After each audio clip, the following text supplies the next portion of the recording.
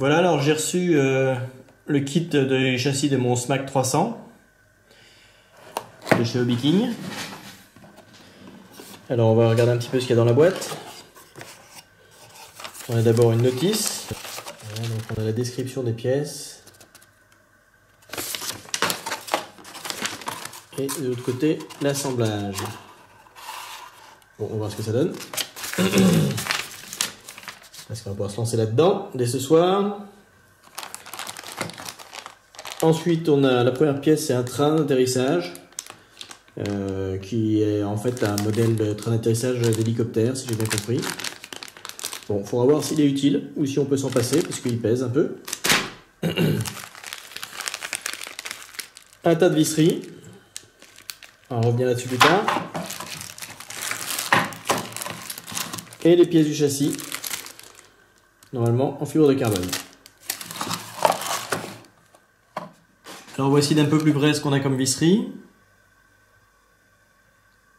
Donc là on a des boulons de 15 mm, là on a des écrous, là des boulons de 5 mm, c'était là de nouveau des écrous, des boulons, encore des boulons, à chaque fois c'est dans des petits sacs séparés, bien étiquetés, donc le but c'est de pas les sortir, des intercalaires, bon, donc il y a toutes ces petites pièces.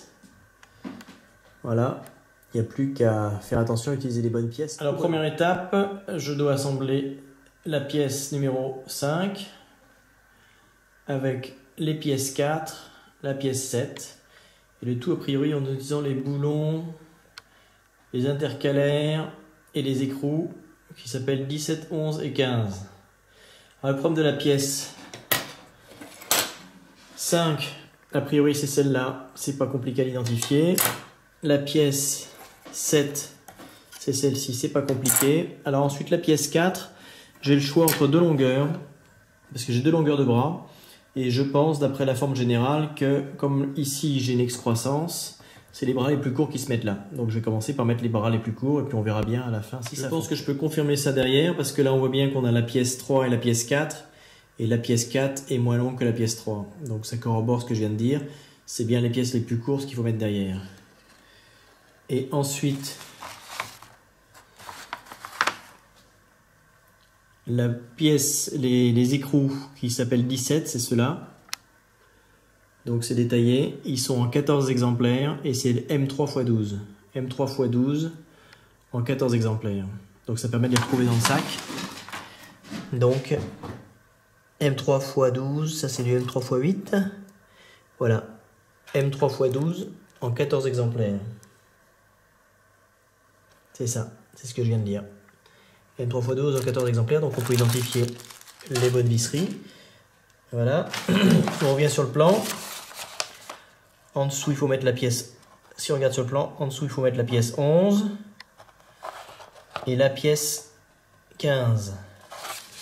Alors, on retourne ici.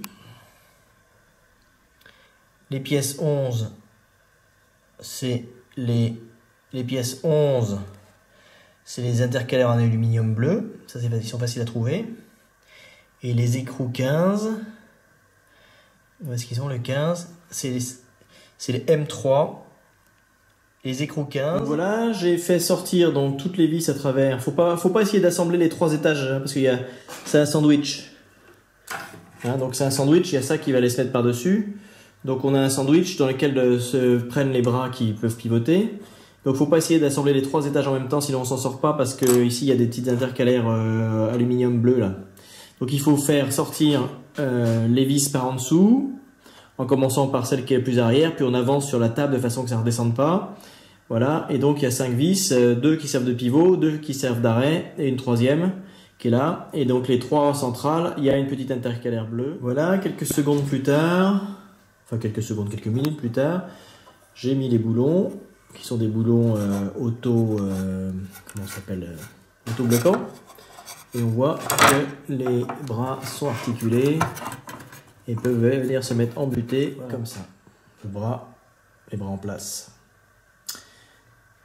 Voilà, on va faire la case suivante maintenant. Voilà la case suivante. Donc, on a cette pièce-ci qui vient prendre en sandwich les deux bras les plus longs sur l'autre moitié de châssis. Il n'y a plus qu'à faire l'assemblage, comme tout à l'heure, avec les mêmes vis et écrous automatiques. Voilà, donc de ce côté-là, j'ai aussi préparé les boulons qui sortent. Voilà, en vérifiant bien les emplacements. C'était pas si facile que ça à trouver sur le plan, c'était pas clair. Mais il faut comprendre que ça doit pouvoir se replier et venir embuter ici. Voilà, il n'y a plus qu'à mettre le plafond. Le plafond qui va se mettre comme ça. Voilà. Voilà, il n'y a plus qu'à mettre les boulons. Voilà, une fois monté, l'autre moitié. Donc c'est comme tout à l'heure. En fait, c'est pliable. Voilà, on peut le plier. Jusqu'au bout du truc, si on va jusqu'au bout, hop, voilà, on peut plier les bras comme ça, le long du corps. Alors voilà l'étape avant l'assemblage du sandwich. J'ai mis les intercalaires bleus en aluminium. Alors il faut faire attention, elles se ressemblent, mais il y a deux types d'intercalaires. Hein. Il y a deux longueurs différentes.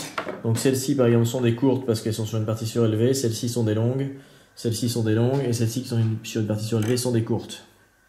Voilà, donc il faut faire attention aux différentes longueurs pour l'assemblage. Donc cette fois-ci voilà la bête assemblée. Pardon, de profil. Vue du dessus. Voilà. Je vais vous déplier les bras maintenant. Voilà, cette fois-ci il est complet avec ses pieds. On verra si on les garde les pieds. Ça dépend comment on met la batterie. L'avant. L'autre côté. L'arrière. Et voilà.